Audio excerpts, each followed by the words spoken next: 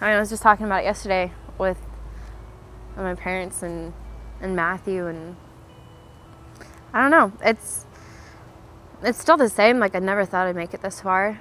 And then I guess I don't know, I guess in the first year of sobriety, it was kind of like counting every day, every week, every month was like huge, and it still is, but I guess now it's kind of like, I just, more so I guess than ever before, it's just like, I just take each day.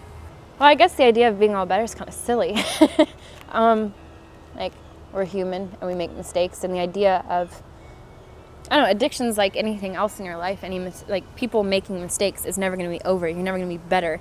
Like, we're flawed. We'll always make mistakes. It'll always be a fight to do the next right thing.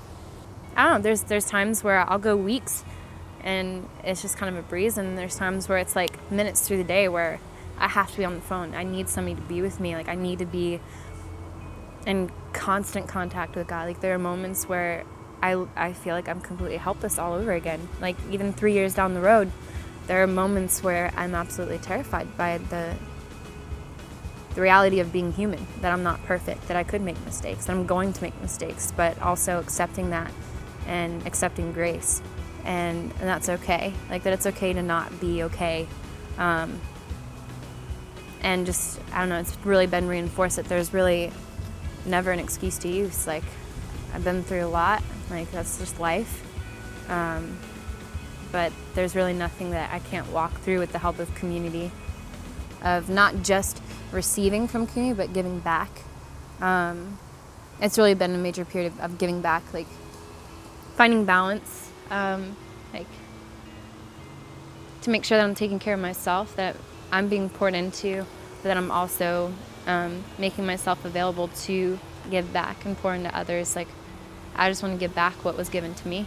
Like, our heads aren't a good place to go alone, and when we isolate ourselves, like, the lies have room, they have power, but you know, where there's light, there cannot be darkness.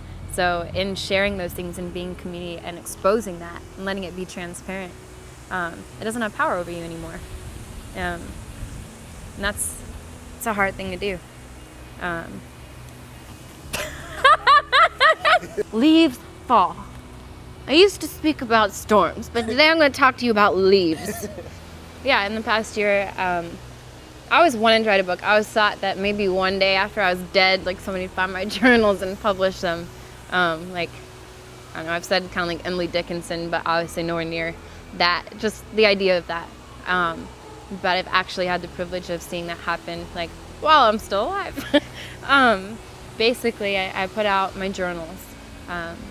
Just did the raw photocopies of the pages from the last 4 years. And it was a really interesting process, and there are times that are absolutely terrifying to think of people reading ultimately, like, my heart on paper. Like, it was completely naked. Like, but the idea that maybe if people could walk through that, if they could relate to those 5 days in my life, and from that I was able to go on tour. It wasn't anything crazy. Like, it was just a small, really intimate thing, and I got to have some of the most amazing conversations I've ever had in my life with people that they were just so open, and they were so responsive to what God was giving me to say. You know, I set out in the beginning, I was like, I'm going to talk about addiction, I'm going to talk about cutting, and I was completely ready to do that, but there were a few things that were like the untouchables, things that I was like, all right, God, I'll talk about anything but that. You know, for me, that was rape. That was something that I didn't want to touch. Like, I'd brush over it. I just got to see just this beautiful thing happening in these people. Because while it wasn't huge, and people that came really wanted to be there, really needed it, and so I was just able to connect. And, like, my favorite part, you know, was just talking to people afterwards. The letters that people would give me, that if they didn't want to talk to me, they'd just write me something, and, like, I kept all of them. I want to make, like, a scrapbook, like, and just kind of, like, I don't know, I just kind of like to go back over it and think about those people and just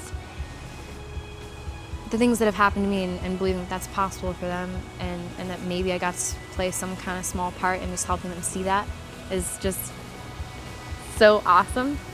Try Love was not a nonprofit. It was not this big deal. It was just community. It was just people loving people and being willing to meet me where I was at that time. And that's something that we're called to do and that we get to do in our day-to-day lives. And that, like, doing hair, like, I'm not flying around the world and, like, doing these crazy things. Like, I went to cosmetology school, like, I worked at Beauty Pit, you know what I mean? Like, and the people that come in, like, they see my tattoos or they see, like, you know, and, like, for the most part, people don't really know who I am, you know? So, like, just on an everyday basis, like, we have so many opportunities to share our stories, like, letting people know that their stories, like, their scars are their storyboard. Like, that's their platform to speak from. Like, that's their ministry. And, like, it doesn't take a stage. It doesn't take a t-shirt. It doesn't take a book. It's just life. It's just being available, being willing to be transparent and vulnerable to people around you. Like, that's where your story can make a difference. That's where we get to rescue and be rescued and love and learn to be loved. You know, like, the people, you know, person sitting next to you, like, the person, I don't know, at your school, your best friend, your parents, like that's your try love. Like, people are like, oh, I wish I had that when I was going through this, or, oh, well, she got all this help, like, why didn't that happen to me? Why don't I have an organization? You know, but it's like, no, it wasn't. It was just people. And, like, you have that, but you have to find it. Like, you have to fight for that. And, like, people didn't just come to me.